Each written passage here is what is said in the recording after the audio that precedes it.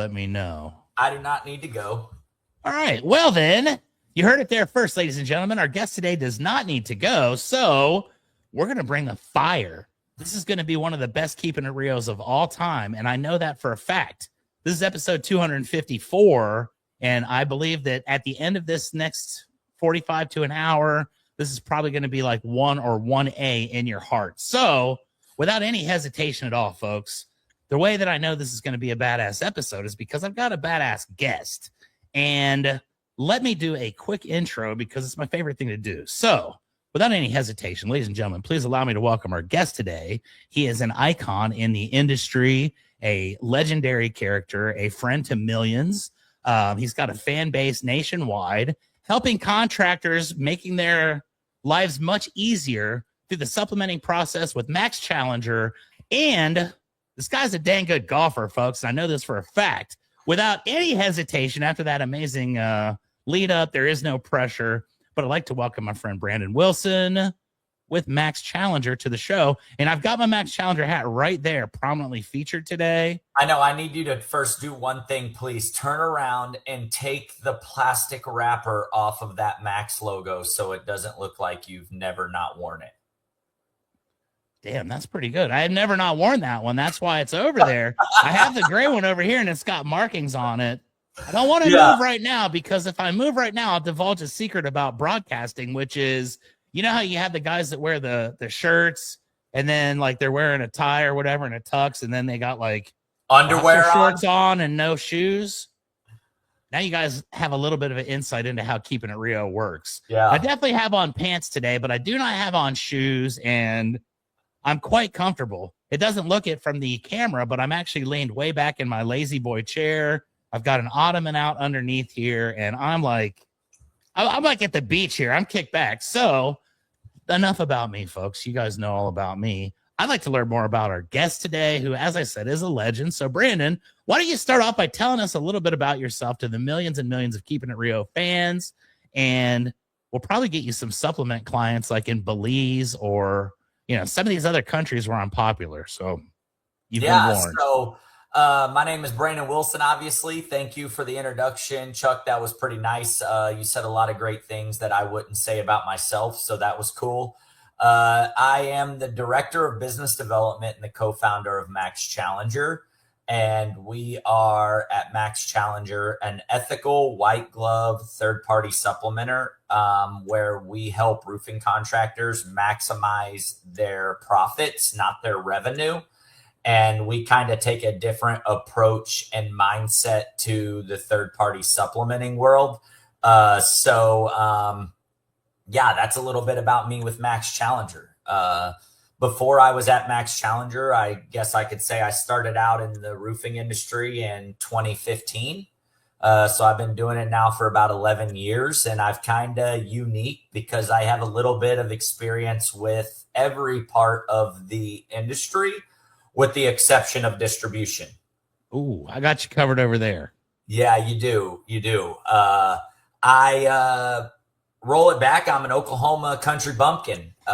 Was athlete growing up and joined the Navy right out of high school when I realized that I did not like school. So I joined the military, was stationed in Mayport, Florida. I did 3 deployments to the Middle East in 4 years. Ended up in a relationship with someone in the military. Got out, had a kid, went to college, attended University, Florida State College of Jacksonville and the University of North Florida. Nice. Moved back over. We moved back into Chicago where my ex-wife is from, and finished my degree at Aurora University. There you go, ladies and gentlemen. This guy's got a diverse background, as you can hear. And I do want to dig a little bit deeper into the roofing industry aspect of it. Tell us a little bit about, you've been in 11 years. Maxx Challenger's been in existence for a couple years now, right? What about the years leading up to the advent of Maxx Challenger?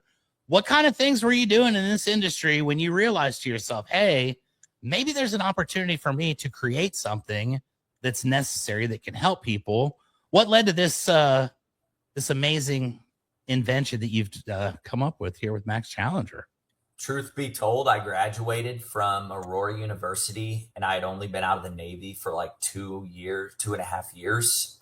And the sales / business admin class that I was taking at Aurora University had some connections in the market. And when he found out that I had accelerated my degree and was taking 21 credit hours a semester, he said, I got somebody that is looking for a young, hungry athlete that's getting their degree. And he hooked me up with an opportunity. And my first job right out of college, I was still technically a student. I went to work for Suprema, high-end flat roofing manufacturer out of Wadsworth, Ohio. They manufacture PVC and SBS modified bitumen and polymethyl methacrylate acrylic, PMMA, liquid applied products. And I did a really good job selling that product in the Chicagoland area. And there was a union roofing company, Waukegan Roofing, I was selling to. Bruce Diedrich at the time is the owner. His son, I think Phil, owns the company now. They really liked my aggressiveness and said that they thought that I would be great on their staff. And they kind of recruited me to come work as a project manager estimator at the union roofing company. So I had a little bit of experience in the commercial manufacturing world. And then I got a little bit of experience on what it's actually like to put a ladder on a roof, go up, check what kind of decking it is, do a core sample, take measurements, how tall are the parapet walls, what is the substrate, so on and so forth. And it's kind of crazy to say it this way looking back at it, but I basically outsold what they could build. Unfortunately, in the union world, there's a limited amount of labor.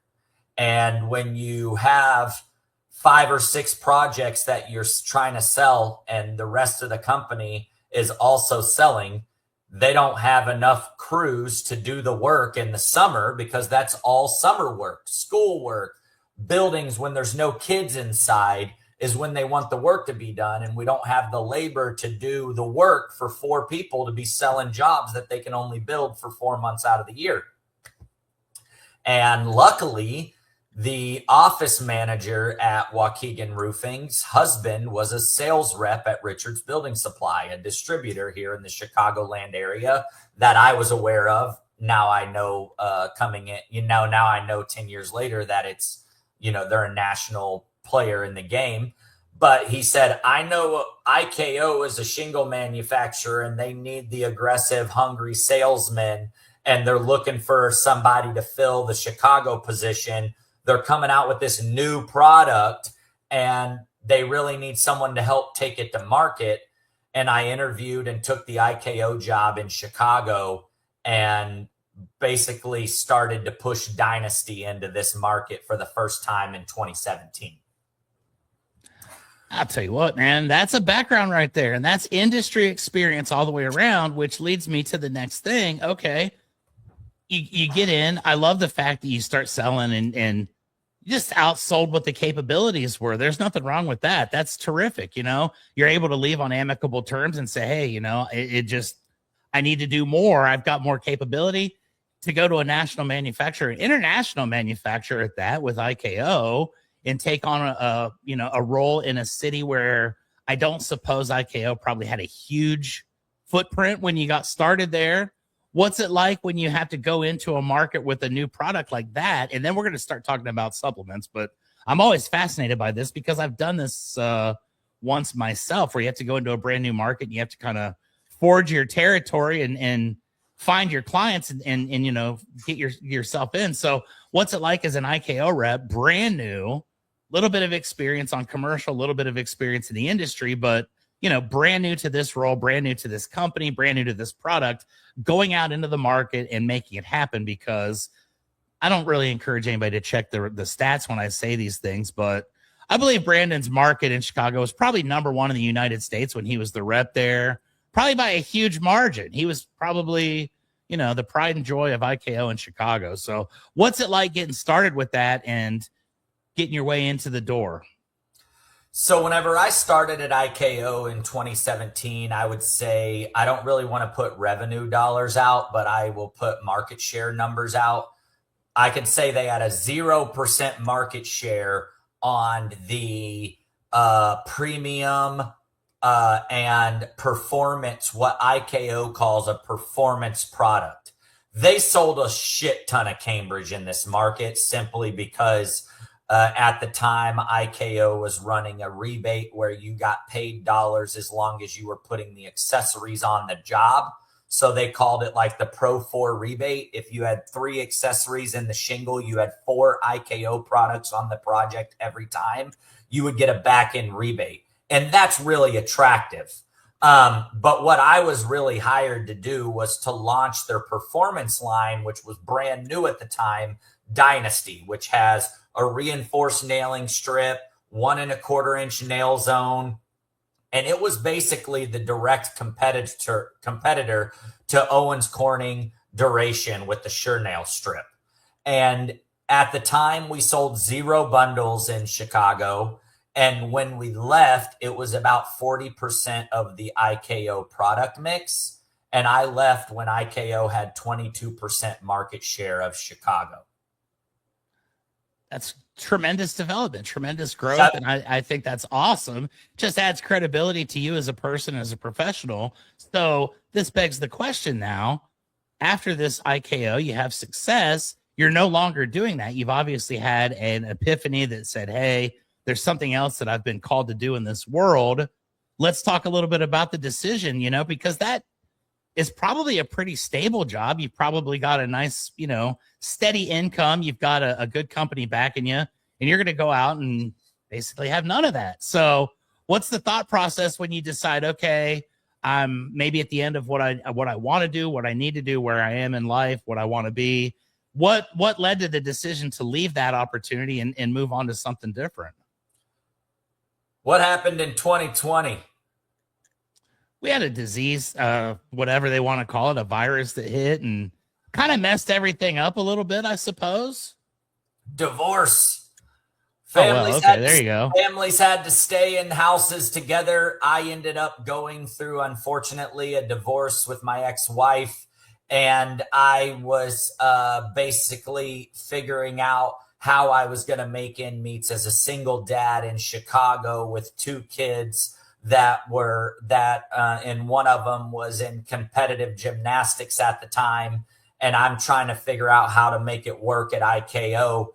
And I asked if there was any opportunity for additional funds or front portion of any type of bonus. And there was conversations. I was a 2-time Gold Shield winner, which at IKO means it's like the President's Club. I was back-to-back, and then it came 2020, and they didn't have it. Should have been a 3-peat, but they didn't put an award out in 2020. That's what the team that I was on, Matt Ibach and Mike Melito and I were the Chicago crew, and we should have had a 3-peat, #Bulls, but we didn't, and I was put in between a rock and a hard place and really had a great conversation. Love IKO, still see them all the time. I've always been a guy that's been a networker. So I've always had good relationship with the Owens Corning guys in the market, the Certainty guys in the market, the Atlas guys in the market. We all get along well. We compete well. This is kind of a unique market where they say it's cutthroat, but like everyone's friends with everyone. That's kind of weird in this market, right? There's not a lot of headbutting on the manufacturing side. At least there wasn't in 2020 when I was in. We would all go to an ABC kickoff at a new branch or whatever the case may be, and we're all getting around and it's all friendly. And I would get a text sometimes from, I don't want to name certain people, but I would get a text like, heard you were just in my contractor's office, haha, sucker, or something like that, because I'm trying to go after business that's not mine. Vice versa, there would be contractors like, I can't believe you were just in here and Joe was in here 30 minutes ago. And the last time I saw you a month ago, you were in here 30 minutes after Joe was in here again. Are you guys just like following each other around? That's when you know there's good competition going on in the market, And there wasn't a opportunity where I was going to be able to stay at IKO and continue to do what I've been doing as a father and as a human, right? So I put my fillers out and I ended up going to work at Eagle View as a regional manager in the Midwest. So I have a little bit of the commercial manufacturing, a little bit of the commercial contractor, shingle manufacturer, tech manufacturer, Eagle View, and then left Eagle View and partnered with Doug Cooper from Advocate and kind of basically immediately went to work with Skylar, my business partner at Maxx Challenger, of taking Advocate's supplement department that I knew by selling Eagle View and IKO to Doug at Advocate. I knew he had a supplement department that basically was able to help him scale his business the way it did. When we really launched Maxx Challenger, it took about 9 months. There was a lot going on because I knew that if we were going to launch Maxx Challenger the right way, it had to be done ethically and people had to trust us. If I'm going to go and take an internal supplement department from one of the largest roofing contractors in the country and branch it off and build a system around being able to help other people, I knew I was going to need to have a lot of trust and do it the right way. So it took us a while, 9 months before I ever even took it to market and try to sell it to our first client. All right. Well, that's what I was looking at right here is we got a foundation. We've got an idea. We've got a spark and we understand, okay, this is something we want to do, but true to form with all entrepreneurial ventures, it doesn't just take off and it doesn't just start magically making bazillions of dollars and having bazillions of clients. So let's talk a little bit about the 9 months and then we're going to get into the actual launch and the building of the clientele. But 9 months, okay, you're putting systems together. I'm sure you're, putting the right people in the right places, doing what you need to do. Let's talk a little bit about what that framework looks like. You're starting a supplement company. This is something you've not done before, but have a general idea. Never called an insurance company. Have no idea what Exactament looks like. I just know that I know there's a need for a good one of these people in the industry. There is a need for somebody to do it on behalf of the contractor and not on behalf of themselves. And I knew that we had to be able to do it ethically and actually build it off of relationships, not off of transactions. That's the move right there. And I will say this on record, you guys have handled multiple claims for Rio Blanco Roofing in San Antonio. Y'all have done awesome for us. That's why you're on the podcast today. I wouldn't have you on the show if it was not a great experience. So I definitely give you 5 stars for that since I have you here on the program. But okay, we go through this process. We're building the foundation. We're putting everything together. Learning on the fly, obviously, that's everyone's number one rule. We figure it out as we go, jump off the high dive and hope to God there's water when we get to the bottom. And you start to see some things happen. You start to see some positive movements, I'm sure. But conversely to that, there's also going to be moments, I'm sure, where you've probably questioned your sanity. You've probably thought, what the hell am I doing? Why the hell am I doing this? What's going to happen? And should I be even doing this? Tell me a little bit about some of the trepidation you had in the early days, thinking about it, worrying about it, not sleeping, doing all those fun things that we do before we finally get this thing up and running. I am fortunate because whenever I was at IKO, my main focus was to sell not the cheapest product. And as you know, Eagle View is also not the cheapest product. And I want to come out on record and say that Maxx Challenger is not the cheapest product. I wanted to make sure we built value in what we were doing. So at the very beginning, when we rolled this out, I had to figure out what is the pain points that my customers have. I just knew by being the IKO guy and the Eagle View guy that contractors were not getting compensated on the job the way they should be paid according to what the paperwork says. And Look at that. I knew that there were at Maxx Challenger, we call them dimers. Dimers. Anyone that'll do anything for a dime. Meaning they'll hop around, they'll do a variety of different things to try to get paid for providing any type of service or value at all. And I knew that that was not going to be what we wanted to be. We wanted to be an actual organization that is a partner to every roofer and not, I'm just trying to make money off of every roofer. Right? I think you have accomplished that, my friend. And this is something that we'll definitely talk about here shortly when we get into the modern times and what we're doing. So you go through the process, you've got these moments, you realize this is exactly what I need to do. This is my calling. I'm going to make it happen, changing the world. You get to the end of the 9th month, and now it's time to unveil this project to the world. And you've spent all this time, and you've put your heart and soul and your money and everything that you've got into it, including your sanity, I'm sure. Time to unveil this bad boy to the world. Let's talk a little bit about the unveiling, the grand release of Maxx Challenger to the world. What was the feeling like for you when you got to this point and, you know, realized that this is going to be a tangible thing and this is going to be your foreseeable future as a human being, as a professional, and this is going to be the way that you're going to support your family moving forward? Yeah. So when we got to, well, first at the 4-month mark, that was my scariest moment.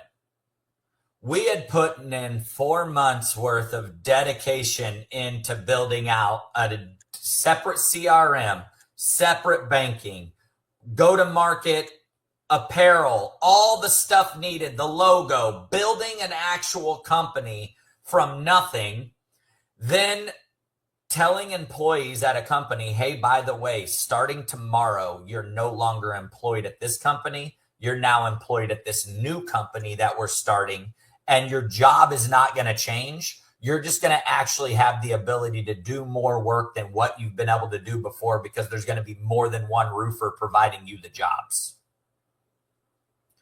And the fact that we had it divided where I was handling, as the co-founder with Skylar, all of the marketing and all of the business development, and he was handling everything else. And that's still how our business model is positioned today. Skylar is the president of the company, rightfully so. He's way smarter than me. He handles all the HR, all the accounting, all the building, all the operations, all the information regarding Xactament, all of the training for the team. We have 15 in-house W-2 supplementers, 3 managers, a quality performance department that all report to Skylar. I manage business development, the account manager, and our silo of marketing that we're really only just now breaking into after 3 years of this business. I love it. So let's talk a little bit about this silo of marketing, because you and I met at an event last year. We played golf together here in Austin, Texas for the RCAT golf outing. Yep. That was awesome. Great time. Yeah, one thing I know for a fact, and I'm gonna go on record with this right now because you were there. They were only showing the top 10 team scores at the final deal, where it was the scoreboard, you know, of whatever. I believe that we finished in 11th. I think there were 76 teams that day. I believe that our team finished in 11th. I don't think there's any way that anybody can actually dispute that because they only ranked the top 10. So congrats, my friend. We finished 11th in golf this past year. And it kind of brings me to the next question as you get going here. Like you say, man, you've got a good background in the industry, which is huge. Starting a venture where you need to have contractors as your client base and having a history where you've worked with contractors, that's like, you know, you're 20 miles ahead of the competition. But you start this thing off, you don't have any actual clients. You don't have anything. It's an idea. It's a concept. We're gonna do this. It's gonna be awesome. But let's talk a little bit about how you go about finding some of the people that are going to buy into this initial vision, that see what you're going to do, that understand what kind of a guy you are, what kind of a team you put together, and then are therefore willing to put their faith in your team, sight unseen from the very beginning without any proven results. What kind of methods did you use to get these people on board? My relationships. I figured that. That's a good answer. You know, I have quite a bit of relationships, whether I've worked with contractors in the past or I've just continued to be a relentless follow-up pest. Some would say, and some would say friend, right? Some would say they like that I follow up. They like that I'm trying to hold them accountable. We had a conversation about possibly trying me out. You've had problems with whatever you were working with before. I see those problems. I found a way where I can fit in and help you.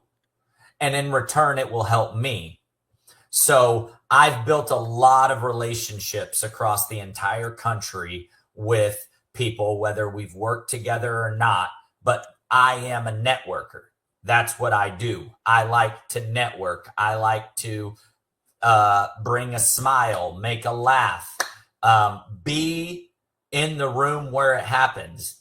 And, you know, I'm young in this industry and I am experienced in this industry. And I've been very fortunate to be in the room where it happens without being one of the main players in the room quite a bit.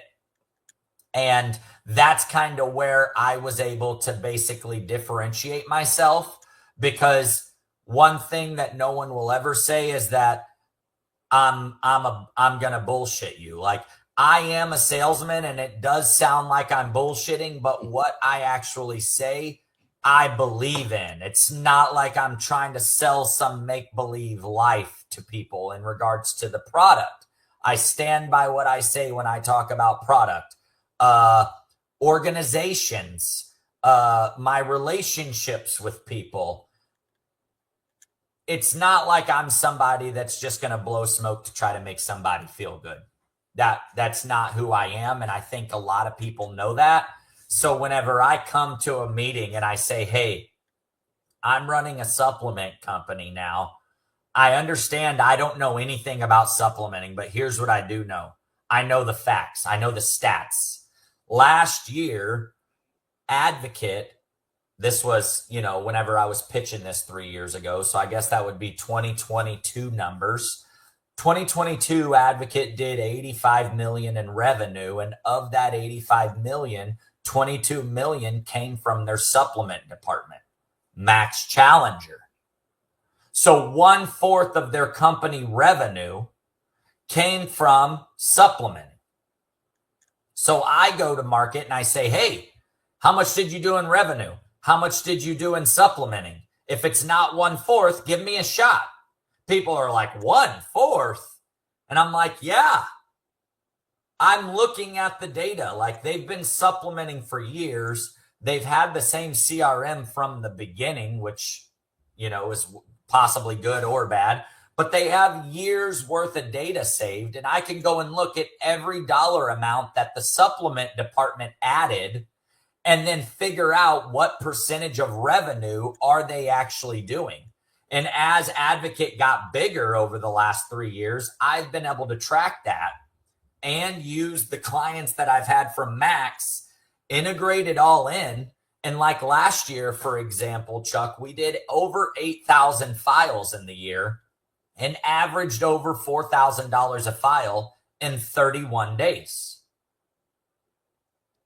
That's pretty gangster. I'm not going to lie. And I do vouch for that because it's happened on my end as well. So like Brandon says, he's not here to bullshit anybody. He's here to get results, and his team is very good at getting results promptly, which I think that's really one of the biggest complaints that people have. And I think it's by design, obviously, to, you know, drag the process out as long as you can and, you know, kind of beat the homeowner until they finally just say, all right, whatever, I quit. Like, I'll just take whatever it is you say I deserve, and I'll do the best I can. But you and I both know this is, this is a very common thing. And now that we're at the 30-minute and 1 second mark, we can transfer our attention over to supplementing itself and the need for it. And I want to kind of use this next segment as a educational tool for homeowners, for contractors, for anybody. So let's talk a little bit about the overall need for supplementing in general. So Brandon, let's just use a solid number. We use 100. There's 100%. And I tell homeowners, this is kind of a back and forth type thing. I'm not licensed to do it, but I've got professionals that do. When you get these claims, you guys get to review them. It's a service we provide to our clients as well as, hey, let us have the professionals take a look at this, let them assess and see what they've got going on. You do this on 100 different occasions, 100 different cases, maybe 2 in each of the 50 states. We'll be as diplomatic and neutral as we can. Out of that 100 claims, how many would you estimate are very likely going to be either underestimated, underpaid, or just in need of something that's not there, whatever that may be? Out of 100, what do you think? 100. There you go. That's a pretty bold statement right there. And basically what you're saying is every single claim that comes across has something that was maybe omitted, maybe is not complete, maybe needs something additional, maybe the pricing's not correct. So what are some of these common omissions that you guys typically see? Maybe your top 10 list of things that it's like, hey, this is our go-to because these seem to be fairly common. And once we bring them to the attention, they have a tendency to get taken care of. What are some of those common issues that homeowners have to deal with there? Yeah. So to dive into that, and I only say 100 out of 100 because that's been, my experience, is what I basically say is State Farm could not possibly afford to pay Patrick Mahomes to be in their commercials and Aflac to have a duck that's worth $14.1 million for their advertisement. And what's the Mayhem guy driving around? They spend hopefully that dude's making minimum wage, but yes, I'm with you. Yeah, so they're spending millions of dollars just on the commercials. How can they afford to do that if they're actually paying out the claims that they should be paying out? That's the $1 million question. And I love to ask homeowners that all the time. That's the exact example I use. If you see them at the Super Bowl, if you see them, with Arnold Schwarzenegger on their Super Bowl commercial, that's probably your grandma's claim, or, thousands of grandma's claims who have been, potentially denied or underpaid in order to achieve the wondrous Super Bowl commercials that we have. But we're not paying for Super Bowl commercials. We're paying for coverage on our homes. So let's talk a little bit about what happens when you get these claims sent in. You guys look at them and you say, well, wait a minute, this isn't right. We need to do some work on it. What's the process look like as you start to attack these kind of things? And I don't mean to use the word attack. That's not a confrontational scenario, but I mean, you sit down, you dig into the paperwork, you start really looking into it. What's the process look like as far as finding out how to maximize these things? So for us, we take every claim on as if we're just a contractor, a division within your department. Currently, right now, Maxx Challenger, like I stated, has 15 full-time W-2 supplementers on staff, and they are who work every file that we receive. We do not outsource any work to any 1099 employees. We do not have any virtual assistants doing any type of work on any file we get from any customer, and that makes us unique. And how we look at that is we approach every single file and we look for manufacturer specification recommendations, general code line items, and general common knowledge. We approach it without utilizing the adjuster point of view, the public adjuster, the policy language. However, at Maxx Challenger, here's a little carrot for you, Chuck, that you might not even know about. but there are states in the United States that it is illegal to supplement without having a public adjuster license. How many states are there? I want to say 7. That's a shoot from the hip. 6, 7. There you go, 6, 7. There you go. We just created a trend. All these kids are going to be saying that annoying shit for the next 10 years now. And we created it here, folks. This is the first time you've heard 6, 7. Yeah, roll it back a couple months. Say we launched this last year. 6 or 7. We currently work with Pelican Roofing out of Louisiana, and they are a state that we had to get public adjusters certified in. A couple other states on that list. Actually, I can pull this up on the side right now and give you my entire list right now, and that'll make things really easy for you, won't it? Arkansas is a state you need a public adjuster license. Arizona is a state you need a public adjuster license. However, we have our public adjuster license in Kentucky, Louisiana, and Nebraska. Those are the 3. Iowa, those are the ones that are required to have a public adjuster license.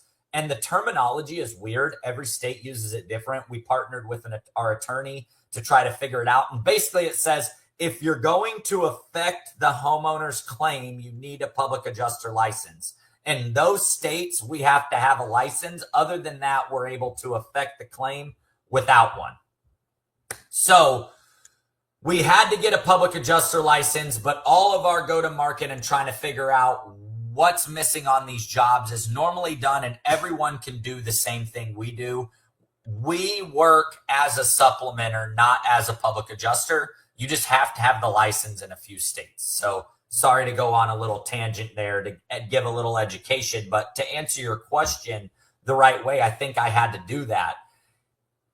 We use general scope-related thought process and building the roof out from if you were looking at it on Xactimate to put your quote instead of looking at it from just the Eagle View square count and saying this is a dollar amount attached to it.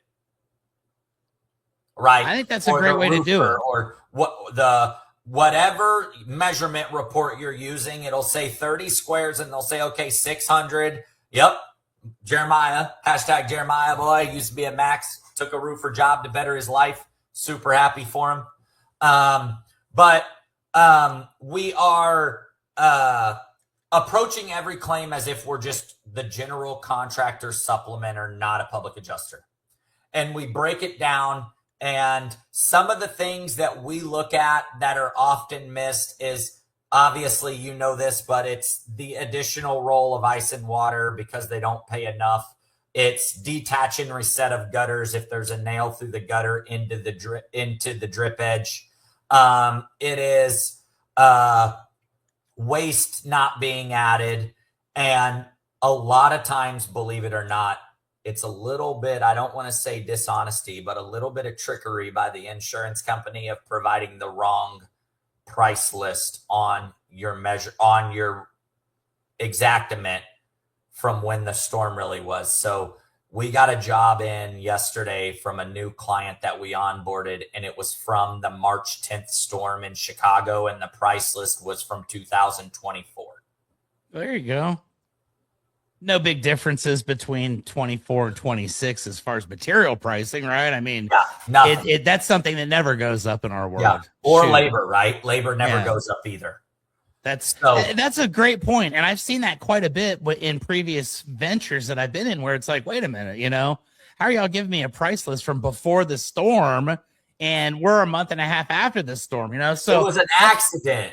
Yeah, my bad. I just hit the wrong button and now I can hit the right button and everything's fixed. And, thanks for your attention to detail. So I love that. Okay. And I love the common sense approach because I think in a lot of cases, one of the issues that people have with supplementing is it becomes very confrontational. I think if you're not really using a common sense approach and you're just throwing stuff at the wall, you can kind of get yourself labeled as well as kind of being a pain in the ass. And I don't know this to be a fact, but I know in everything, there's always a little pain in the ass list. And if you're on that list, it's probably not going to be as easy to get this done. So you guys go through, you're very professional, you're courteous, you lay everything out in a manner that makes sense and says, hey, look, Do you agree? Is this something that you guys would agree that needs to be done? And this begs the question for me though now as well. What happens in the event that the insurance company says, "Well, Brandon, you're not a public adjuster. You're clearly saying you're not a public adjuster. You're just a supplement guy. You don't really have any kind of negotiation skills at this point legally in certain aspects." What happens if the insurance company tells you to, kick rocks? We're not gonna do anything for your supplement. Does that ever happen? That happens. And it happens for everybody. And some supplement organizations will tell you that it doesn't happen, but if it didn't, they wouldn't have a minimum. I gotcha. Makes sense. Maxx Challenger is aware that it happens. And more importantly, we are relationship focused. So if that happens, we don't charge the customer anything. Why would I want to charge Rio Blanco Roofing $100 minimum when I wasn't able to get you any funds, knowing that you're going to be upset that you have to pay me for nothing? Yes, we're doing work for 30 days, 45 days, waiting for State Farm, Allstate, Progressive, Erie to review, check, to tell us no, so we can then ask for a manager, work our way in, try to open up some type of coverage, get something done to where we can start to get the ball rolling, to 45 days of you waiting to build this job for me to then tell you, you need to pay me and I haven't done shit for you. So to answer your question, when that happens with us, we tell you there's no minimum, there's no charge. You give me a job at 20 grand and I give it back to you 30 days later at 20 grand. It costs you nothing and we move on because the relationship isn't worth burning over $100 charge.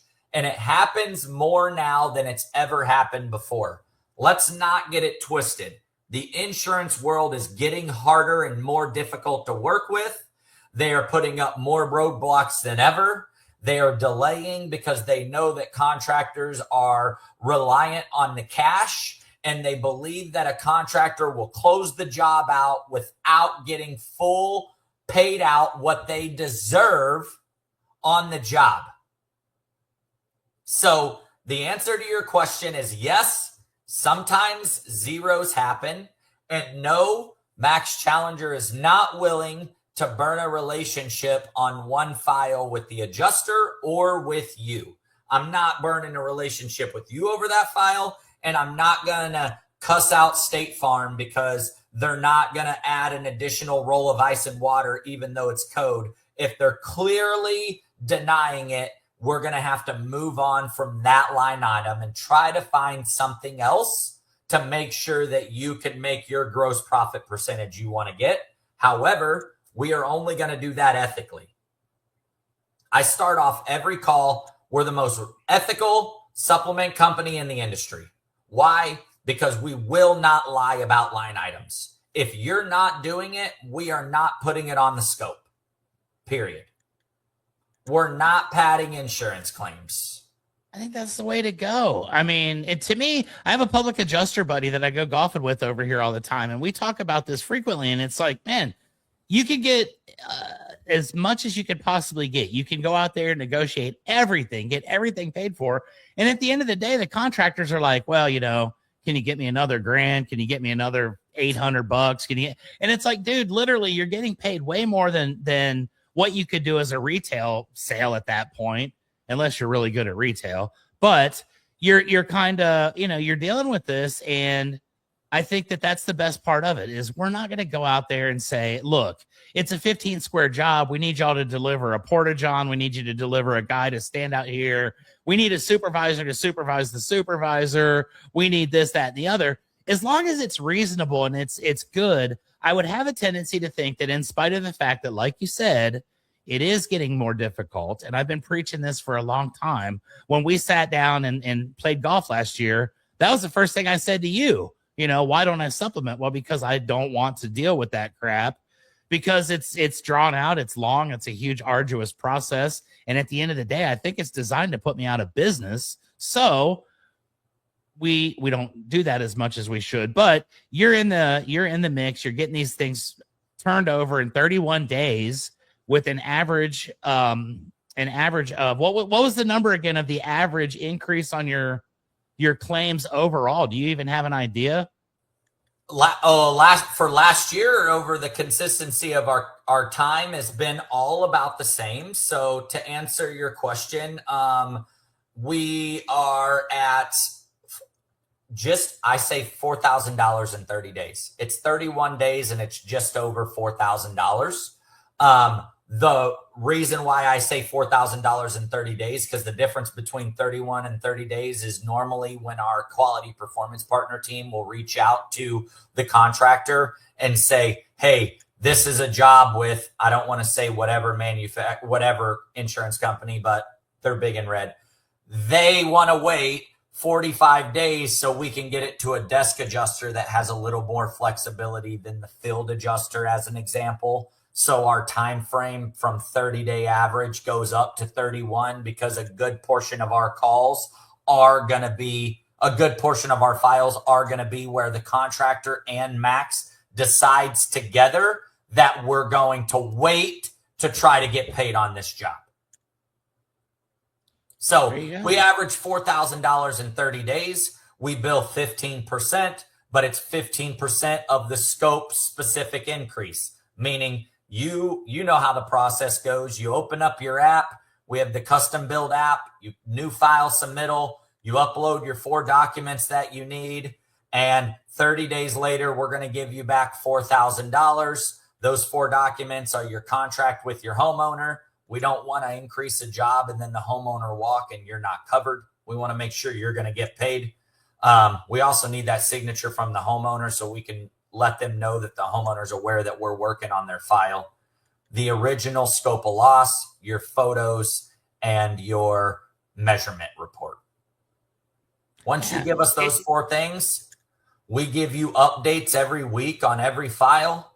And then after 30 days, we should be giving you back $4,000. Of that $4,000, $3,400 would be your average take home, which is a very good number to be consistently averaged over the course of a year on every file. And we do have zeros, and then we have the 7,000s, and then we have a 20,000, and we have a couple 3,000s. But when a contractor works with Maxx, every one of our contractors has and can testify that our numbers, depending on where you live, right? St. Louis, not a lot of code coverage. Minnesota, we crush. So like the average over the course of all of our business is $4,000 in 30 days.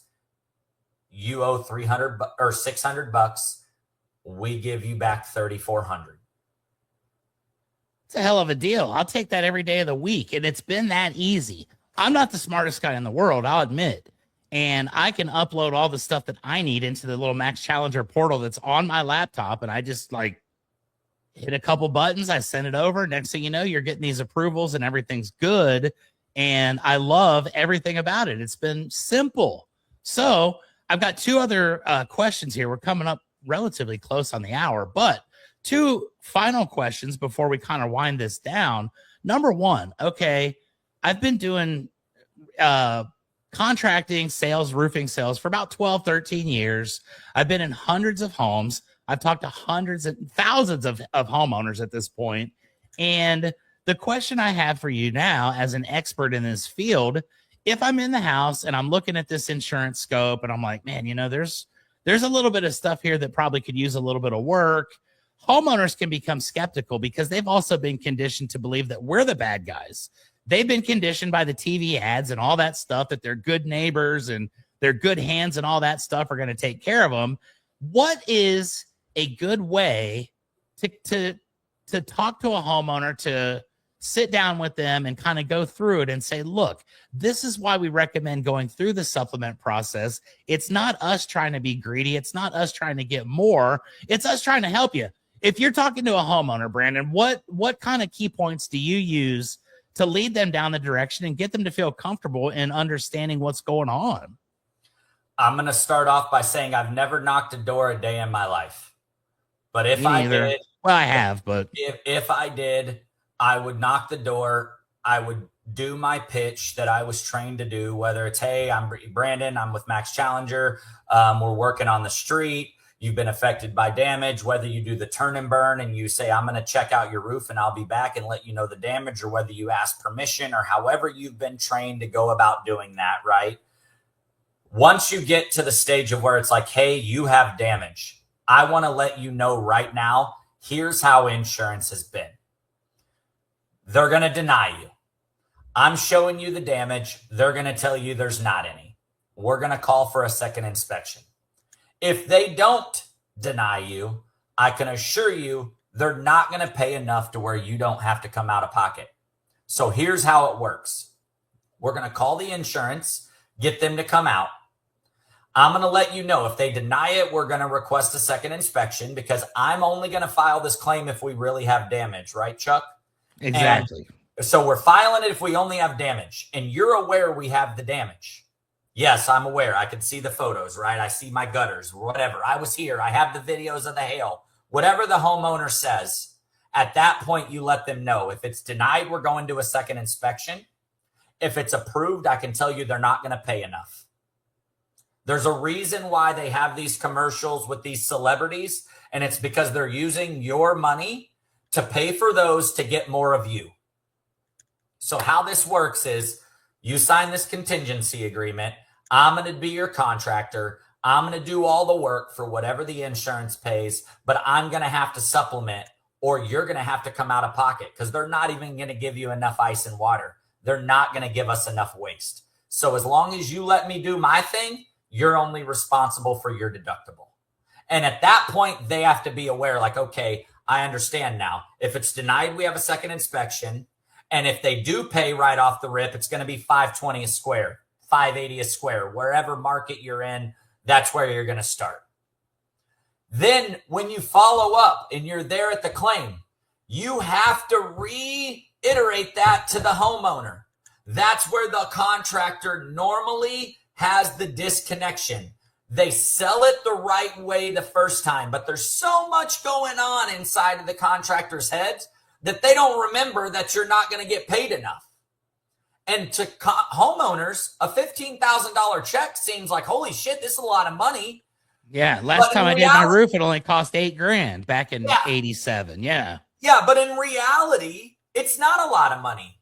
They get shell-shocked by the price that the insurance says it is without understanding what the price really is.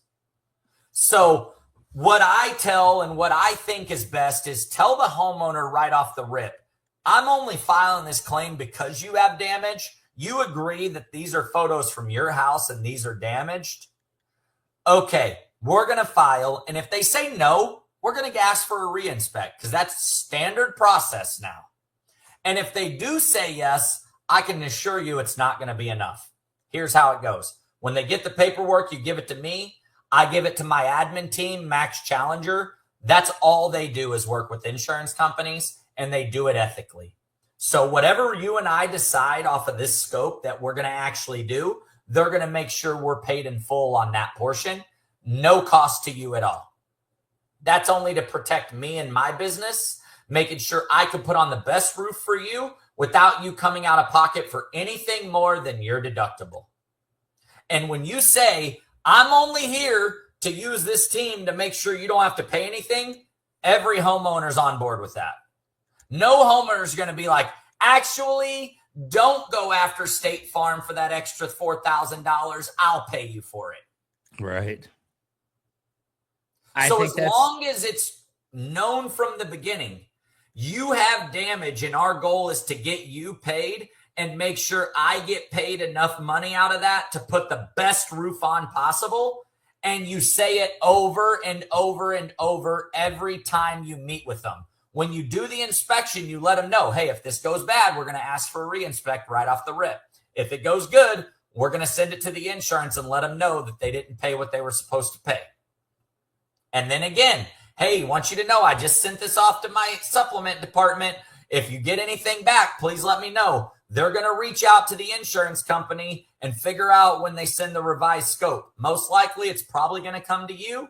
They do send it to the supplement company sometimes, but they don't have to. So I might have to get this from you and get it to them and make sure you don't have any out-of-pocket cost. Make sure you don't have any out-of-pocket cost. Make sure you don't have any out-of-pocket cost, obviously, other than the deductible. It has to be reiterated, the steps in the process over and over, or you run into homeowners who think you're trying to screw them. In reality, they're getting the raw end of the deal from the beginning, and they think it's from someone they can trust because they've been paying them for 15 years for that trust. That right there was absolute fire. And anybody that's watching this that does what we do for a living, you need to start using that immediately. Like, that was gold right there. And I appreciate that. We're here to bring value to the people. And dude, that was gangster right there. So let's transition a little bit towards the end of the show here. We've got people that are watching this. It's going to be a great educational tool for homeowners, for contractors alike.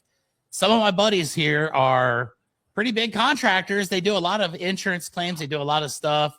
Maybe are not happy with their supplement company. Maybe they're not working with one. Maybe they see this right here and they're like, man, this guy Brandon seems pretty cool, which he is, I will say, 100%. Thank you. Great dude to play golf with, too. Hopefully we can do that again sometime down the road, not too far. And these guys want to work with Maxx Challenger. So what are the channels that contractor buddies would need to do or need to take? Who would they need to reach out to? What would they need to do to become affiliates with Maxx Challenger, to work with you guys and to be part of the average $4,000 increase on claims back in 31 days or less? Yeah, so we are currently have our website, www.maxchallenger.com, currently in a revamp of that, trying to make it more personal. We talk about being personal. We talk about being relationship focused. Our website was built the first day we opened up shop, and since then I haven't really thought much about it up until this year. So it was a bunch of AI bogus photos that we used right off the rip, and it wasn't something we actually ever really dug into.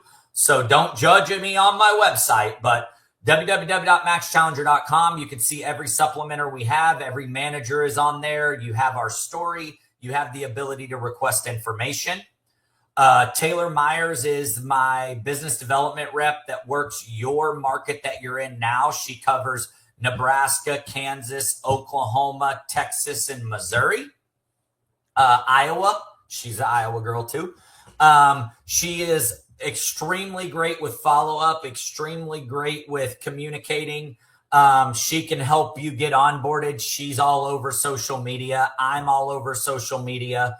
You can reach directly out to us.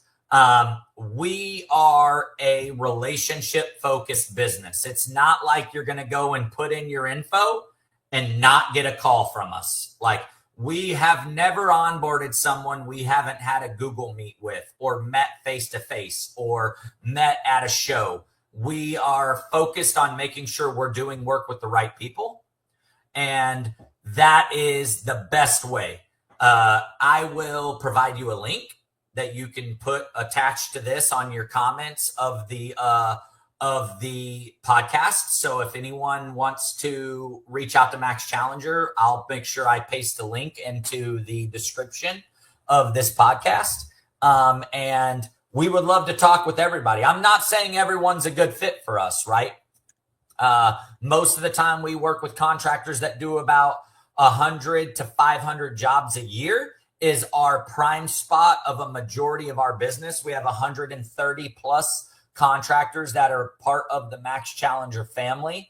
I'm excited because we're having a great month of March. We've had more contractors working with us this month than any other month in the past, as in the number of contractors submitting work to us. So that's great. We're seeing continuous growth. But our target audience is contractors that have somebody that can be a point guard, tell us what you're actually doing on the job. Maxx isn't the contractor that's in your CRM, adding the notes in, taking jobs out, and basically being your employee. We need to know what you're actually planning to do on the job, or what we do doesn't work, because we're only focused on your profit, not your revenue. We only care about how much money you're actually making. Why would I add garage doors if you don't even have a garage door guy? Why would I add a porta-john if you're not putting one in the driveway and can't get paid for it? That's doing me no good to charge you, Chuck, for a porta-john if you're not putting a porta-john there and can't bill the insurance company for it. So we do have contractors that do that. That's obvious, right? You and I both know, let's be real. There's people that are not technically ethical along their line of work. That's not the guy for me. If you are ethical, you are a good roofer, and you want to maximize your profit, you think you deserve to get paid for the work you're doing, I'm your guy. If you think you deserve to get paid because you're the contractor, I'm not your guy. I'm only your guy if you think you only deserve to get paid for what you're doing on the job. And if that's you, I can provide a link. Taylor Myers and I are probably your go-to contacts in the markets that you have relationships with. There you go. Ladies and gentlemen, I highly recommend it. Great team to work with. I say it from personal experience, and I can't thank you enough, Brandon, for taking the time to be here on Keeping It Rio. This was kind of a weird one. It was a short notice podcast episode where my other guest had a crazy occurrence where she had to reschedule because she was under missile attack. So thank you for coming in the pinch there. I appreciate that. I do believe this has gone straight to the top. This is 1 or 1A all time, and that's before anybody's even seen it. So thank you for that. I appreciate everybody at Roofer, my sponsor. I always got to give a shout out to Roofer. 4 years, they've been the absolute best. I just got done sending a proposal that was literally signed within seconds, and I just received a payment about 10 minutes ago while I was doing a podcast. So Roofer's awesome. You guys love Roofer. We love Maxx Challenger. And like I always say, till next Thursday, 7 p.m. Central, ladies and gentlemen, do yourself a huge favor. Keep on keeping it Rio. And I will see you all next week. Brandon, stick around for just a minute after we end this. We'll do a little ad for our sponsor, and then we'll see you all next week. I want to chime in one more here. Go for it. Don't forget, Chuck, everybody, Keeping It Rio podcast is going to be live at RoofCon November 10th and 11th, Oklahoma City, RoofCon 8, I think. We have a 20 by 20 booth. We're sponsoring Chuck and Keeping It Rio in the booth. If you have any questions, you want to get on the camera, you want to get on the mic, you want to talk with Chuck, you want to talk with Brandon, Skylar's going to be in. We're bringing some of our supplementers in for that event. It's going to be big time. If you have any questions, you want to be on the podcast, reach out to Chuck. Chuck will coordinate all of the podcast setups for Keeping It Rio. But Max is excited to sponsor Chuck in the Keep It Rio podcast in the booth live at RoofCon in November. Get your tickets. There you go, folks. That is breaking news right there that I was not even going to break today, but now I'm all fired up. So I'll see you guys at RoofCon. It's going to be badass. I've always wanted to do a live event, and my buddies here are giving me the opportunity. So couldn't be more proud of that. I know we're going to pack the house. We're going to bring a lot of cool people to the Maxx Challenger booth, and you guys are going to love everything that you see. So thank you guys for that. I appreciate it. I love y'all to death. And yeah, there you go. November. It's going to be awesome. So stick around for that, ladies and gentlemen. Until next week, keep on keeping it Rio, and check this out from Roof. We're Roofer. We know that managing a roofing business can be chaotic, so we created a single platform with all the tools you need to easily run your roofing business. Stop switching between multiple different softwares and experience streamlined operations from lead to payments in hours instead of days. Visit roofr.com to get started for free.